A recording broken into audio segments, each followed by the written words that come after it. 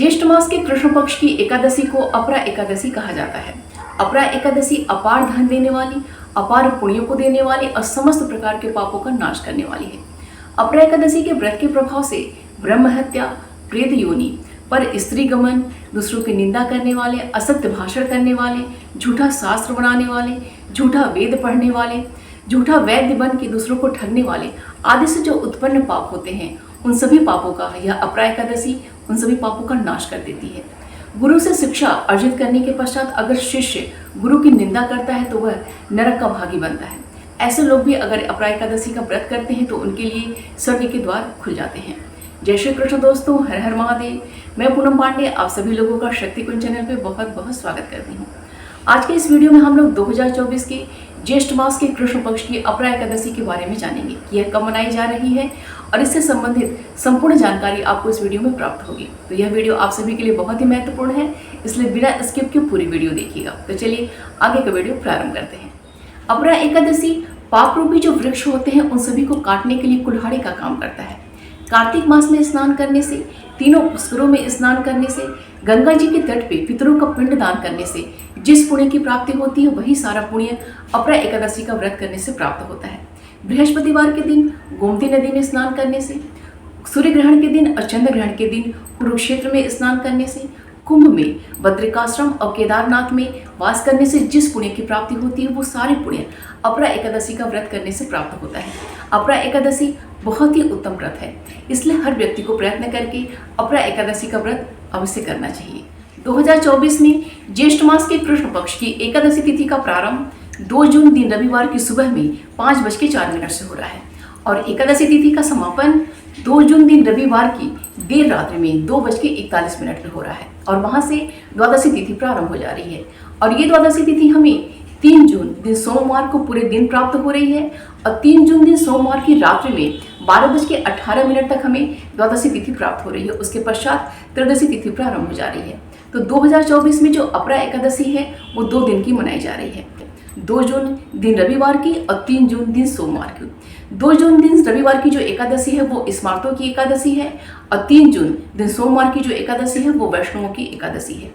तो इस्कॉन मंदिर में जो अपरा एकादशी है वो 3 जून दिन सोमवार को मनाई जा रही है। 2 जून दिन रविवार की जो एकादशी है वो आयुष्मान योग और सौभाग्य योग में संपन्न हो रहा है, जो कि बहुत ही उत्तम है। इस दिन अश्विनी नक्षत्र और रेवती नक्षत्र का संयोग प्राप्त हो रहा है। इस दिन सर्वार्थ सिद्धि योग भी प्राप्त हो रहा है, जो कि रात्रि में 1:40 से प्रारंभ होकर 3 जून की सुबह में 5:07 तक सर्वार्थ सिद्धि योग प्राप्त हो रहा है। जो भी लोग 2 जून दिन रविवार की एकादशी का व्रत करेंगे तो उनकी एकादशी का जो व्रत खोलने का समय होगा, अर्थात इस व्रत का जो पारण मुहूर्त होगा वो 3 जून दिन सोमवार की दोपहर में 1:18 से लेकर शाम में 4:02 तक है।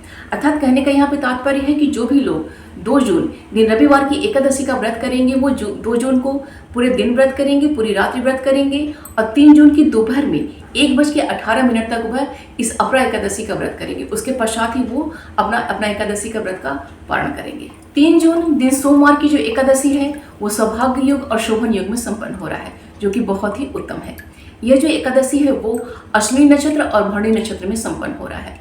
अगर आप 3 जून दिन सोमवार की अपरा एकादशी का व्रत करते हैं तो इस एकादशी को व्रत तोड़ने का जो समय है, अर्थात इस व्रत का जो पारण मुहूर्त है वो 4 जून दिन मंगलवार की सुबह में 5:07 से लेकर सुबह में 9:40 तक है। तो आप अपनी स्वेच्छानुसार दोनों ही दिनों में से किसी भी एक दिन की एकादशी का व्रत कर सकते हैं। आप 2 जून दिन रविवार की एकादशी का भी व्रत कर सकते हैं और आप 3 जून दिन सोमवार की एकादशी का भी व्रत कर सकते हैं, क्योंकि बहुत सारे भक्तगण, बहुत सारे श्रद्धालु ऐसे होते हैं जो ज़्यादा पुण्य अर्जन करने के लिए जब 2 दिन की एकादशी पड़ती है तो वो दोनों ही दिन की एकादशी का व्रत करते हैं। तो ये आपकी स्वेच्छा, आपकी सामर्थ्य के ऊपर है कि आप एक दिन की एकादशी का व्रत करेंगे या फिर आप दोनों ही दिन की एकादशी का व्रत आप करेंगे। इस बार की जो अपरा एकादशी है वो 2 दिन की मनाई जा रही है, 2 जून दिन रविवार की और 3 जून दिन सोमवार की। तो इन दोनों ही दिनों में माता तुलसी को जल अर्पित नहीं करना है, माता तुलसी का पत्र अर्थात उनका दल नहीं तोड़ना है, लेकिन माता तुलसी की परिक्रमा करनी है, उनको दीपदान करना है और उनको पुष्प अर्पित करना है। क्योंकि जब एकादशी व्रत आती है तो माता तुलसी श्रीहरि नारायण के लिए निर्जला एकादशी का व्रत करती हैं, तो इसलिए एकादशी के दिन में माता तुलसी को जल अर्पित नहीं किया जाता है। तो यह अपरा एकादशी 2 दिन की मनाई जा रही है, तो माता तुलसी 2 दिन का निर्जला एकादशी व्रत करेंगी तो उन्हें दोनों ही दिनों में तो जल अर्पित नहीं करना है, लेकिन उनका हमें दीपदान करना है, उनकी परिक्रमा करनी है और उन्हें पुष्प हमें अर्पित करना है। ज्येष्ठ के महीने में गर्मी अपने चरम पे होती है और इस महीने में जो गर्मी की तपन होती है वो बहुत ही ज़्यादा होती है। तो अपरा एकादशी के दिन व्रत का पारण करने से पूर्व हमें कुछ दान पुण्य का कार्य अवश्य करना चाहिए। अपने सामर्थ्य, अपनी श्रद्धा और अपनी परिस्थिति को देखते हुए अगर हम कुछ दान पुण्य का कार्य करते हैं तो हमें ज़्यादा पुण्य लाभ प्राप्त होता है, उसका लाभ हमें ज़्यादा प्राप्त होता है।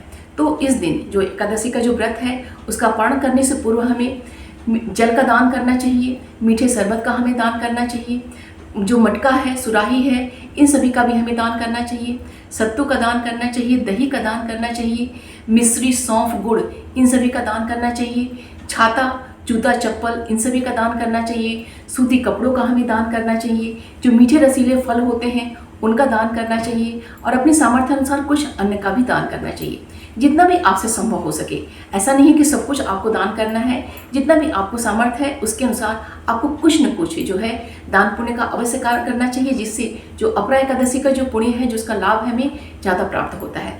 तिल का दान करना भी बहुत ही ज़्यादा लाभदायक माना जाता है। अपरा एकादशी के दिन भगवान विष्णु और माता लक्ष्मी का पूजन अर्चन बहुत ही विधि विधान के संग किया जाता है।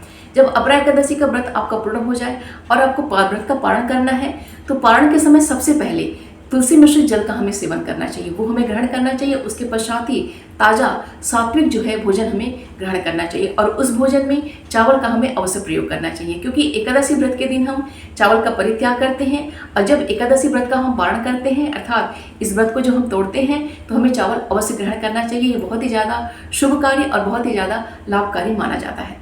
तो उम्मीद करती हूँ कि यह वीडियो आप सभी के लिए बहुत ही उपयोगी होगा। एकादशी से संबंधित कोई भी प्रश्न अगर आपके मन में है तो कमेंट बॉक्स में मुझसे पूछ सकते हैं। भगवान विष्णु और माता लक्ष्मी की कृपा दृष्टि हम सभी पर बनी रहे, यही मंगल कामना है। तो मिलते हैं अगले वीडियो में। अपना और अपनों का ख्याल रखिएगा। जय श्री कृष्ण। हर हर महादेव।